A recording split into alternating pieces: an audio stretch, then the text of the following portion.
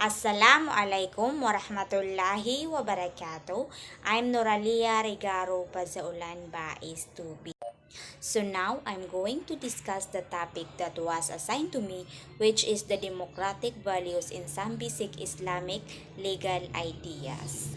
Definition of the concept of democracy is widely connected to some qualification of the political tradition in Europe and the United States. Democracy is usually defined through the prism of only Western experience, and in the West and experience are key terms. So Europe is one of the most democratic region of the world. So, ang bansang Europe ang pinakakilalang namamalakad ng democratic government dahil na rin ito'y konektado sa kanilang political tradition. So, ano nga ba ang tinatawag na democracy? Democracy is a government created by the people and it refers to the majority rule. So, the basic principle of democracy are political freedom, rule of law, and equality.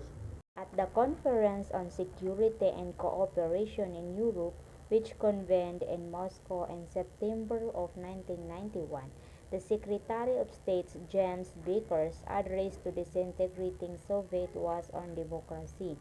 Esposito and Bale pointed out the Baker spoke of democracy season and presented to all Soviet citizens and their leaders five fundamental principles that he urged them follow. So, sa naganap na conference noong September 1991 sa pangunguna ni Moscow, ay nagpahayag ng saloobin ang Secretary ng States na si James Baker na kung saan sinalaysay niya ang patungkol sa usaping demokrasi.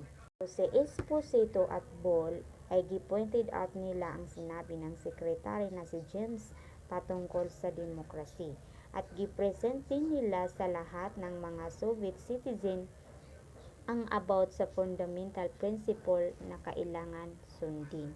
Including multi-party, free election, and Jeffersonian understanding of the right of minorities, the qualification of modern democracy is not merely election or voting but freedom, justice, equality, consistency in human rights as well. Some of these qualifications can or even exist in any society without some regulations, that is to say, laws and norms regulating the existence and the work of these qualifications. So, the basic principle of democracy are political freedom, rule of law, and equality. According to James Baker, the sum of qualifications cannot exist in society without rule and regulations. At saka, ang modern democracy ay hindi lang usaping botohan ang nagaganap, kundi ito'y may freedom, justice, at human rights as well.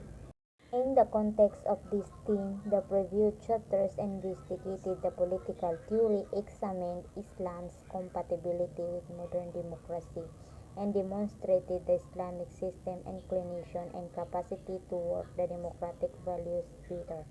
At this point, and because of freedom, justice, equality, and human rights are among the qualifications values of democracy. So, sa context na ito, napag-uusapan din sa mga previous chapters ang tungkol sa compatibility or pagkakatugma ng modern democracy or ng Islamic system.